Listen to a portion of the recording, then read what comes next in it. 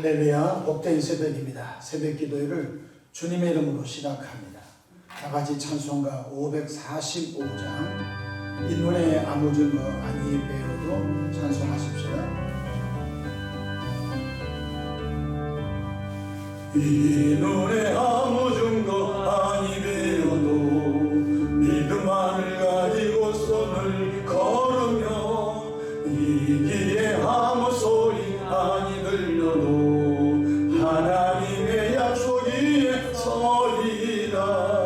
걸어가세 믿음 위에 서서 나가세 의심 버리고 걸어가세 믿음 위에 서서 눈 가기에 아무 증거 없어.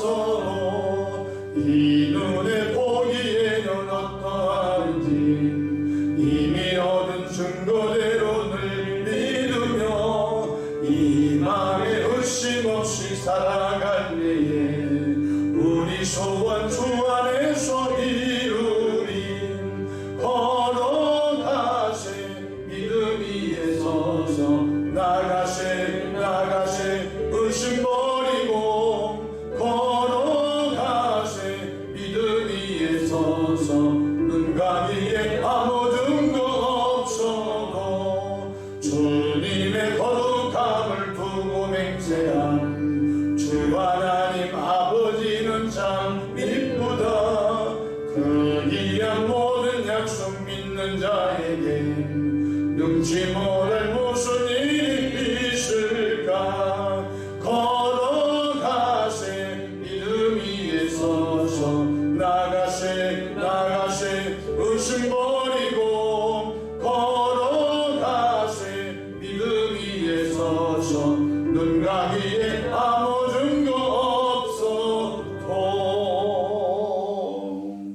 사도신경으로 신앙 고백하십니다.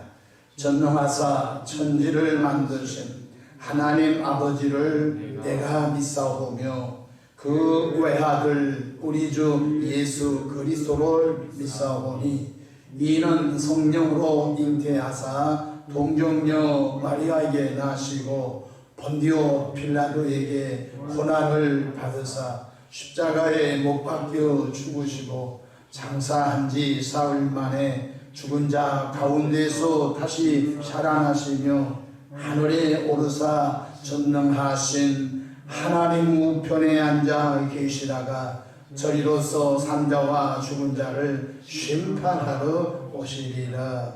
성령을 믿사오며 거룩한 공예와 성도가 서로 교통하는 것과 죄를 사하여 주시는 것과 몸이 다시 사는 것과 영원히 사는 것을 믿사오나이다. 아멘. 영광과 존귀와 감사와 찬송을 거룩하신 아버지 하나님께 올려드립니다. 지난 간밤에도 주님 날개 아래에 품으시고 보호해 주셨다가 한날의 생명을 또 연장해 주셨으니 오늘 또 새벽 미명부터 황혼이 깃든 저녁시간까지 시간 분분초마다 우리 주님 돕는 손에 함께 하소서. 위로 하나님께 영광을 돌리며 우리 주변의 축복의 통으로 쓰임받도록 은총 베풀어 주시기를 바랍니다. 걸어가신 하나님 우리 아버지, 아니 우리 삶의 목자가 되신 주님, 오늘도 주님께서 푸른 초장 쉴만한 물가로 인도해 주시기를 바랍니다. 아버지 하나님, 우리는 주님의 인도를 잘 받을 수 있도록 우리 영을 깨워주시고 우리 영혼이 성장하도록 이끌어 주시기를 바랍니다. 하나님 우리 아버지여, 말씀의 말에 너희는 이 세대를 본받지 말고 너희는 이 세대를 따라가지 말라고 하셨으니 늘 성령의 충만함으로 진리의 말씀을 쫓아 살아가는 은혜의 여정되게 역사해 주시기를 바랍니다. 자비하신 주님, 세우신 가정들마다 은혜 많이 베풀어 주시옵소서. 믿음의 부부, 믿음의 자녀, 믿음의 가정, 믿음의 가문 되어줘 주님 다시 오실 때까지 하나님의 나라와 하나님의 의를 구하는 아름다운 가정들로 축복해 주시기를 바랍니다. 아직도 온전치 못한 가정들마다 주님께서 간섭하시고 주님께서 역사해 주셔서 저들이 예수 그리스도의 형상을 닮아가는 성화의 삶을 살아가도록 강권적으로 역사해 주시기를 바랍니다. 아버지 하나님, 이 교회 들어온 분들마다 옛사람에서 새사람으로 다 구원받도록 도와주시옵소서. 이 새벽에 주의 종 강단에 섰습니다. 십자가 보혈로 덮어주시고 나와 세상은 강고도 그 성령으로 말씀이 잘 증언되도록 도와주시옵소서. 예수님의 이름으로 기도하옵나이다. 아멘. 함께 은혜 받을 하나님의 말씀 로마서 12장 3절 말씀 받들어 봉독합니다. 내게 주신 은혜로 말미암아 너희 각 사람에게 말하노니 마땅히 생각할 그 이상의 생각을 품지 말고 오직 하나님께서 각 사람에게 나눠주신 믿음의 분량대로 지혜롭게 생각하라. 아멘. 할렐루야. 오늘 하루도 성령 충만하셔서 주님의 기쁨이 되시는 은혜로운 하루 되시기를 축복합니다. 저를 따라하시겠습니다. 오늘도 나와 우리 가정 우리 교회에 기적이 일어납니다. 오늘도 나와 우리 가정 우리 교회에 기적이 일어납니다. 아멘. 저는 본문 말씀을 통해서 믿음의 분량대로 이런 제목을 함께 은혜를 받고자 합니다. 예수님께서 누가복음 18장 8절에 이렇게 말씀하셨습니다. 내가 너에게 이르노니 속히 그 원한을 풀어주리라. 그러나 인자가 오를 때 세상에서 믿음을 보겠느냐 하시니라고 하셨습니다. 말세에는 진정한 믿음의 사람을 찾기가 그렇게 어렵다는 것입니다.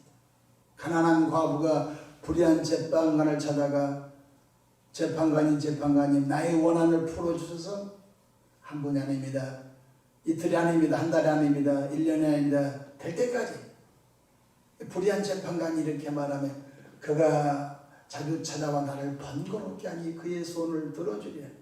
그러시면서 오늘 주님께서 하시고자 하는 말씀 바로 누가복음 18장 8절에 인자가 올 때 이 가난한 과부 같은 믿음의 사람을 찾아볼 수 있겠느냐 라고 하셨던 것입니다.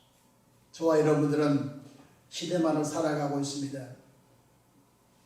과학이 우선시되고 현실이 우선시되고 인본주의가 우선시되고 이런 수많은 사조들 앞에서 우리가 어떻게 신앙생활을 해야 할지를 주님이 가르쳐주고 있는 것입니다. 하나님은 우리의 믿음대로 역사하십니다. 큰 믿음은 크게 역사하시고 작은 믿음은 작게 역사하시고 용서하십시오. 믿음이 없는 사람은 하나님은 그 인생 가운데 역사하지를 않는다는 사실도 알아야 되겠습니다. 여러분, 하늘에서 장마 비가 쏟아집니다. 큰 대야 놓으면 크게 물이 담겨지고 세술대야 놓으면 세술대야만큼 담겨지고 호리병 놓으면 호리병만큼 물이 담겨지고 그릇 거꾸로 엎어놓으면 그 그릇에 물이 한 방울도 고이지 않는 것입니다. 마태복음 8장에 보면은 백부장의 믿음이 나오는데 주 예수님께서 백부장의 믿음을 칭찬하십니다. 백부장에게는 중풍병으로 고통을 받은 하인이 하나 있었습니다. 백부장은 예수님을 찾아가서 자신의 하인을 고쳐달라고 요청했습니다. 이때 예수님은 즉각적으로 그 백부장의 어여쁜 믿음을 보시고 내가 가서 고쳐주리라 라고 주님이 반응하셨습니다. 그때 백부장이 자신의 믿음을 사용합니다. 어떻게 믿음을 사용합니까? 마태복음 8장 8절로 9절에 백부장이 대답하여 이르되 주여 내 집에 들어오심을 나는 감당하지 못하겠사오니 다만 말씀으로만 하옵소서. 그러면 내 하인이 낫겠나요? 나도 남의 수하 있는 사람이요 내 아래에도 군사가 있으니 이더러 가라면 가고 저더러 오라면 오고 내 종도로 이것을 하라 하면 하나이다 라고 자신의 믿음을 예수님께 보입니다. 예수님, 저도 장교인데 저 아래 병사들 오라면 병사가 오고 제가 말로 병사들 가라면 가고 하는데 예수님, 당신은 전능하신 분이기 때문에 여기서 병은 나가라고 말하면 시간과 공간을 초월해서 그 일이 벌어질 줄 믿습니다. 자신에게 있는 믿음을 예수님께 보였습니다. 예수님은 백부장의 믿음을 보시고 감탄하셨습니다. 아브라함의 자손이라고 한 이스라엘 백성들은 이런 믿음을 갖지 못하고 오히려 갈릴리 나사렛 요셉의 아들이 아니냐라고 하면서 그들의 눈곱벌이 인간적으로만 바라보고 있어서 오히려 나를 낭떠러지 떨어 밀쳐 죽이려고 했던 바로 아브라함의 후손들은 그렇게 생각했는데 너는 어찌 할례도 받지 못한 이방의 이달리아 로마 백부장이 어떻게 그 믿음을 가졌느냐? 주님이 감탄하시면서 이렇게 말씀하죠. 마태복음 8장 10절에 예수께서 들으시고 놀랍게 여겨 따르는 자들이 이르시되 내가 진실로 너에게 이르노니 이스라엘 사람 중 아무에게도 이만한 믿음을 보지 못하였느니. 계속 성경은 믿음을 봤다, 믿음을 봤다, 믿음을 봤다.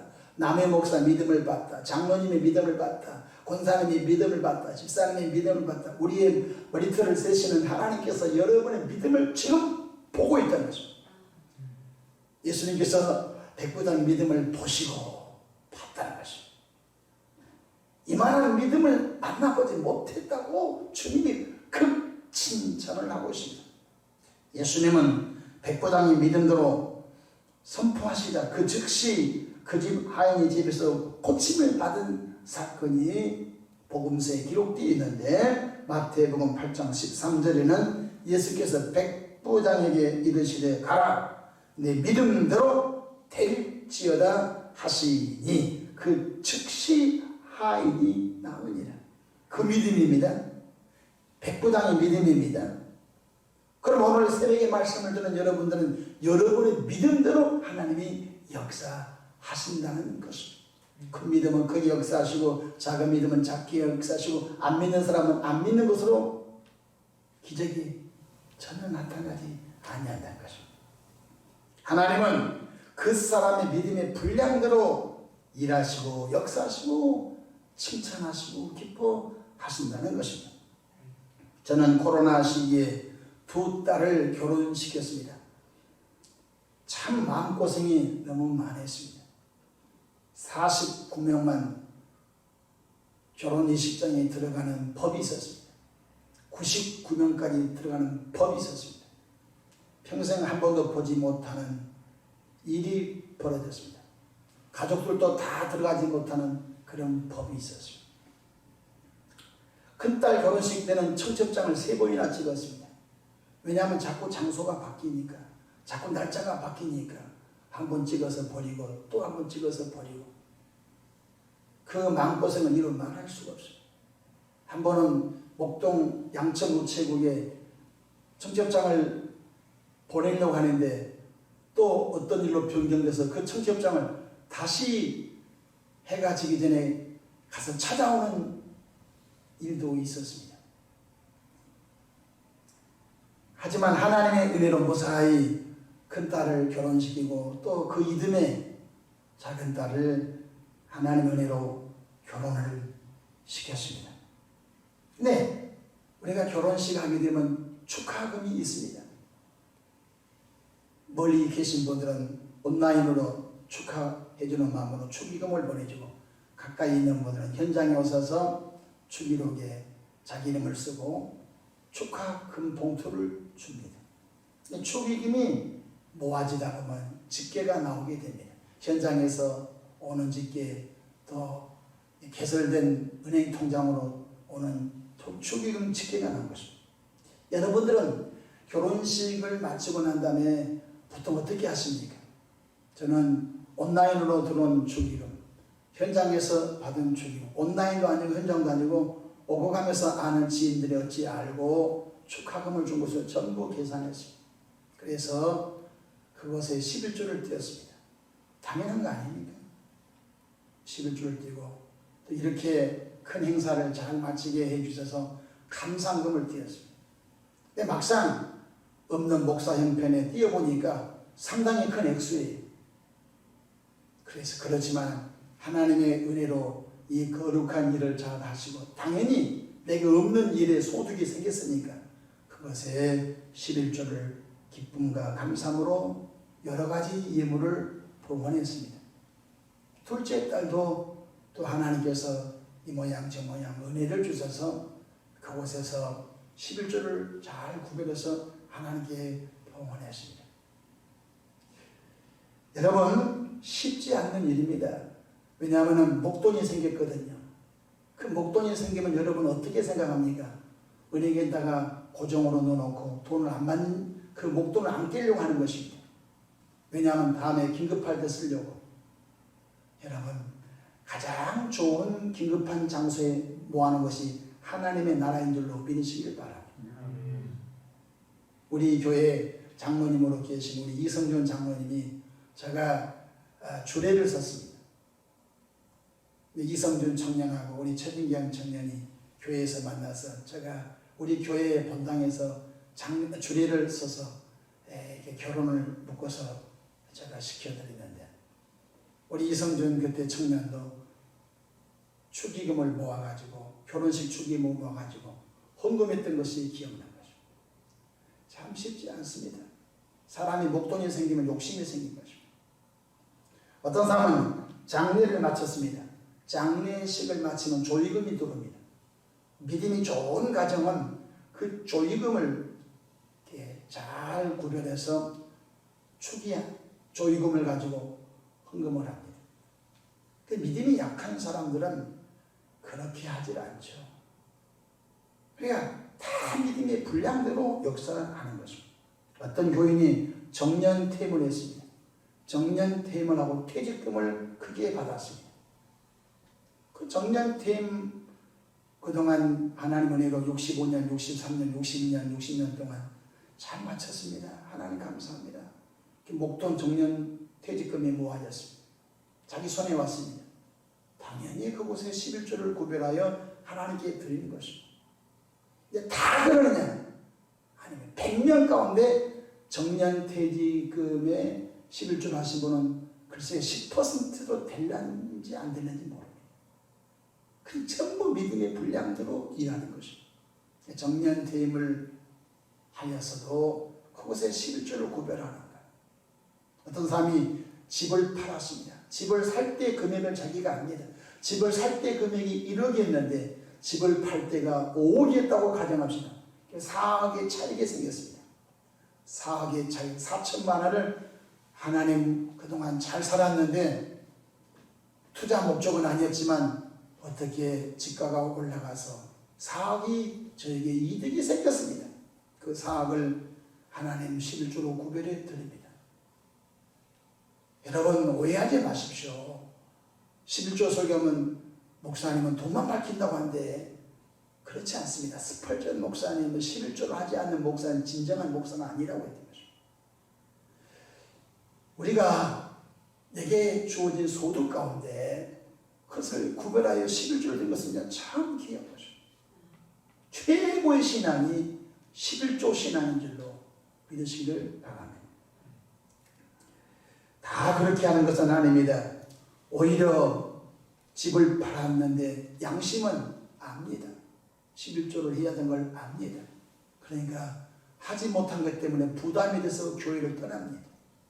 그래서 하는 말은 자기가 이제는 변명을 해야 되니까 목사님은 돈만 밝힌다고 여기저기서 다니면서 자기를 정당화시키려고 해서 헛소문을 퍼뜨리면서 목회 사역을 방해하는 교인도 저 30년 넘게 목회하면서 많이 봤습니다.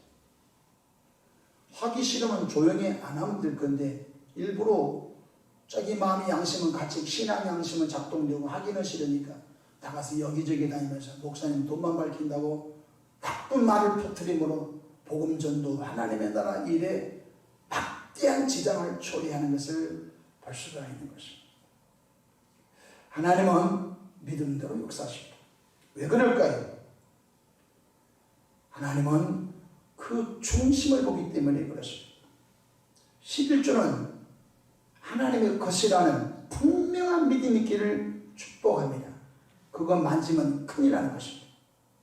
11조만큼은 만지면 큰일 나는 것입니다. 왜냐하면 하나님의 것을 도둑질했기 때문에 그렇습니다. 여러분 나라의 세금을 도둑질 보십시오. 여러분 모든 재산 압류시킵니다. 자동차도 압류시키고 월급도 압류시키고 집도 압류시키고 다 압류시키는 것입니다. 여러분이 소득이 생기면요 그곳에서 제일 먼저 빼박버린 것입니다. 왜? 나라의 돈을 도둑질했기 때문인 것이죠. 세상에서도 도둑질하면 가만 놔두지 않습니다. 하나님의 것을 도둑질하고 해서 배겨낼 수가 있어요? 없어요. 말라기서 3장 8절 사람이 어찌 하나님 것을 도둑질하겠느냐. 그러나 너희는 나의 것을 도둑질하고도 말하기를 우리가 어떻게 주의 것을 도둑질하였나이까 하는도다. 이는 뭐 11조와 봉헌물이라. 각종의 봉헌물입니다. 감사인물도 봉헌인물입니다. 금식인물도 봉헌인물입니다. 건축인물도 봉헌인물입니다. 저는 주일날 헌금 종류가 한 8가지 정도 됩니다. 자랑은 아닙니다. 목사 양심상 교회에 있는 모든 헌금 종류는 다 합니다. 때로는 내가 드려지는 헌금을 1년 동안 가만히 계산해 보면요. 목사의 생활 속에서 많이 했다. 내 목표가 우리 교회에서 제일로 헌금 많이 한 것이 내 목표입니다. 그런 환경이 주어질는지는 모르겠습니다. 말라기서 3장 9절에 보면 너희 곧 온 나라가 나의 것을 도둑질하였으므로 너희가 저주를 받았느니라. 그러니까 이스라엘 백성들이 망한 이유가 3가지입니다.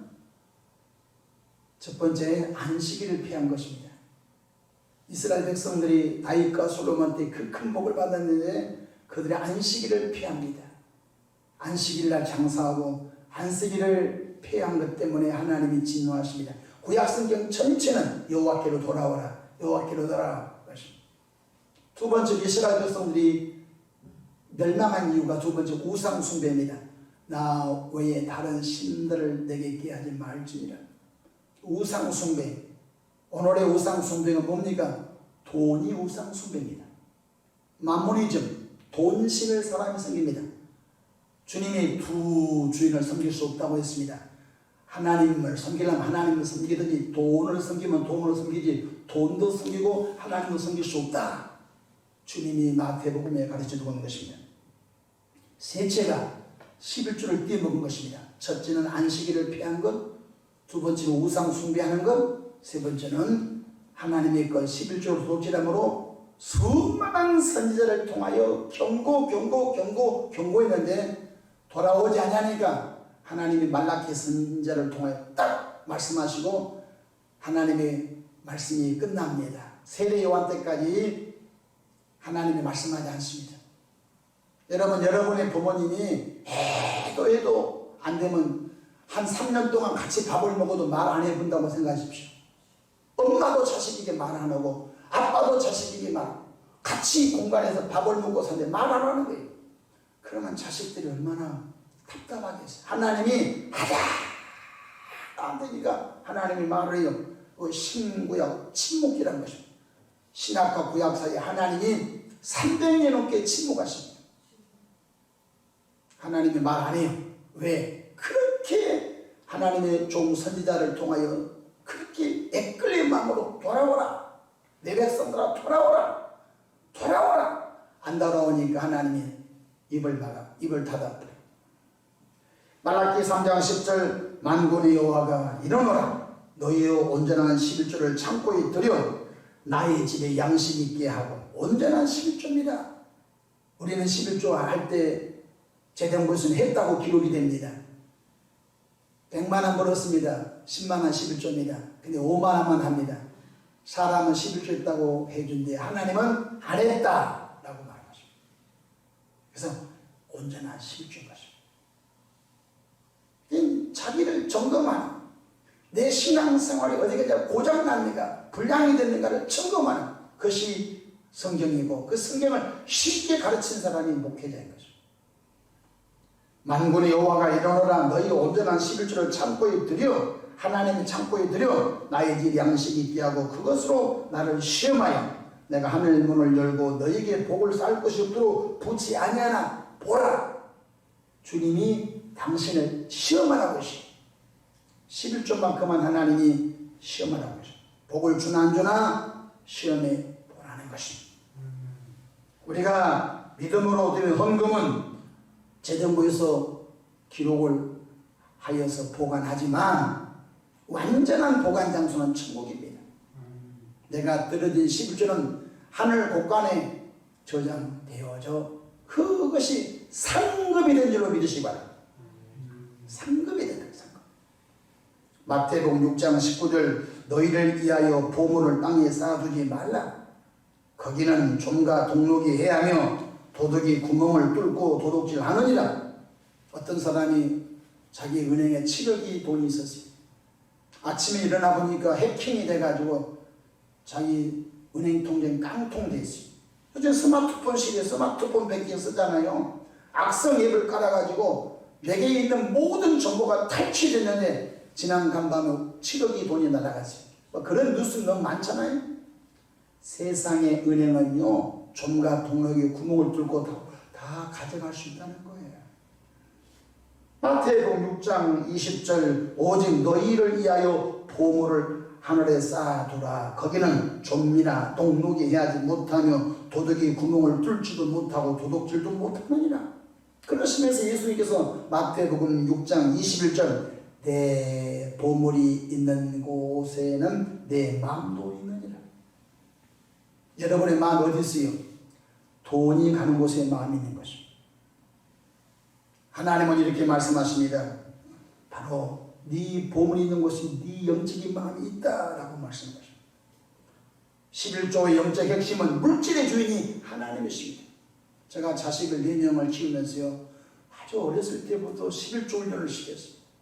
목사 자식으로 태어나도 자동으로 11조 한 사람 우리 4명 가정 자녀가 하나도 없습니다. 두들겨 잡았습니다. 속된 말로. 시골에 명절 때 가면요 20만원 30만원 10만원 뒤에 세뱃돈 받으면요 그 어린 나이에 그 돈이 얼마나 크게 보입니까? 움켜쥐고 안 내놓습니다. 엄청나게 다뤘습니다. 없는 것인데 할머니 할아버지가 친척들이 너에게 용돈 준 건데 원래 없는 것인데 준 것인데 너에게 수입이다. 이것에 11조를 반드시 드려야 된다. 잘 타이르고 또 타이르고 또 신앙적으로 타이르고 해서 11조를 하고 또 감상금도 해라. 선교금도 해라. 건축원금도 해라. 그러니 울음바가 터져가지고 와 아니 11조만 할 줄 알았더니 그곳에 감상금도 띄어라. 시골 잘 갔다 온 거 감상금 선교금도 해라. 건축원금도 해라니까 애들이 경기가 나가지고 근데 한 번, 두 번 하다 보니까 당연히 해야지. 그래서 성경에 신명기 보니까 하나님의 말씀을 내 팔뚝에 새겨놓고 하나님의 말씀을 너희 미가 너희 문지방에도 새겨놓고 그러다 앉아있을 때든 집에 있을 때든 밥을 먹을 때든 하나님의 말씀을 자녀들에게 부지런히 가르쳐서 그 말씀이 실체가 되도록 해주라는 것입니다. 그것이 부모의 역할이다 이 말. 학원 보내라. 학원 갔다 왔냐 이것만 점검하지 말고 너 11조 했냐? 너 주일헌금 했냐? 물어봐라. 어린아이들 아동부 예배 보냅니다. 돈 1,000원을 줍니다. 이거 꼭 주일헌금 해라. 집에 갔다 학교에 갔다 하면 너 1,000원 주일헌금 했니? 했다는. 그럼 재정부에 가서 확인해야 됩니다. 우리 아들이 오늘 1,000원 주일헌금 하라고 보내면 했습니까? 500원 했습니다. 다시 불러야 됩니다. 왜? 바늘도둑 소도둑 되니까. 내가 너한테 1,000원 헌금하라고 했는데 내가 교회 가서 확인해 봤더니 500원밖에 안 했더라. 반드시 그걸 잡아줘야 됩니다. 왜? 그거 안 잡아놓으면요 평생 동안 하나님 그 도둑질할 놈입니다. 사람은 돈에 대한 욕망이 다 있는 것입니다. 그 버릇을 어렸을 때부터 잘 길러줘야만이 큰 그릇 큰 힘을 나올 줄로 믿으시길 바랍니다. 11조는 물질의 주인이 하나님이십니다. 항복합니다. 그 뜻이에요. 그거 항복 안 하면요 다 항복 안 하는 거예요. 사랑하는 성도 여러분, 먼저 여러분의 믿음의 분량을 확대시키기를 바랍니다. 2가지만 잘하면 됩니다. 무조건 하나님의 말씀에 순종하는 훈련이 있기를 바랍니다. 이해가 안 되어도 순종해야 됩니다. 성경이 다 이해가 되어 믿습니까? 천지창조가 이해가 되어 믿습니까? 홍해바다가 갈라진 거 이해가 되어 믿습니까? 여리고성이 무너진 거 이해가 되어 믿습니까? 아닌 것입니다. 성경은 99.9%가 인간 이성으로 이해가 안 된 것입니다. 어떻게 천하가 이기나요? 이성으로 이해가 안 된 것입니다. 과학적으로 이해가 안 된 것입니다. 그러니까 과학과 이성을 초월한 것이 하나님의 말씀이기 때문에 그 말씀이 이해가 안 돼도 손해가 나도 말씀에 순종하는 훈련이 있기 바랍니다. 그리하면 그때부터 성령께서 여러분을 이끌어 가게 될 줄로 믿으시기 바랍니다. 두 번째, 작은 것부터 실천하십시오.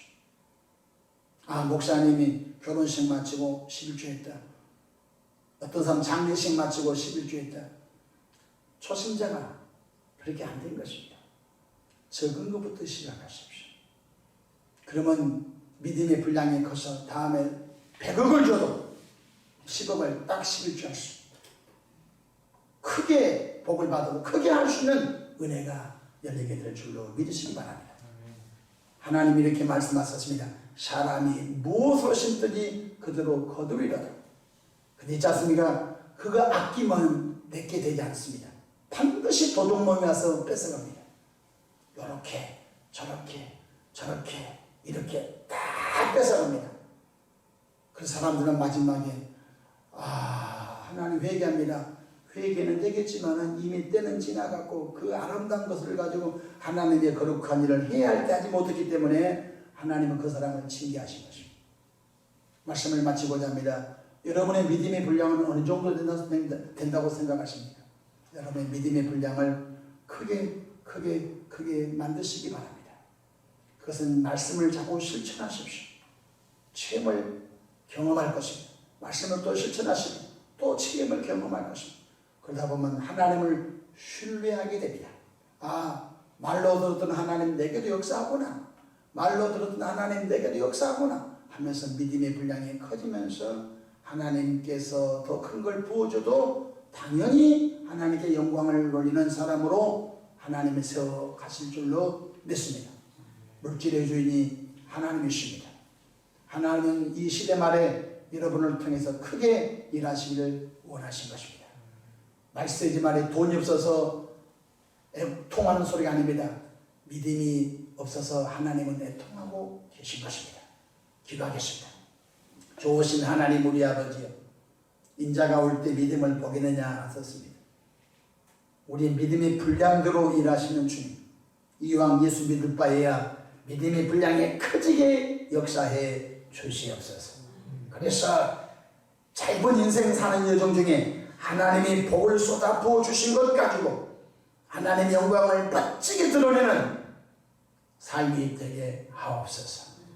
하나님은 만물이 여김을 받지 아니한다고 하십니다. 하나님은 그 어떤 인생에게도 속임을 받지 아니하시고 신는 대로 역사하신 분임을 알게 하옵소서. 예수님의 이름으로 기도하옵나이다. 아멘.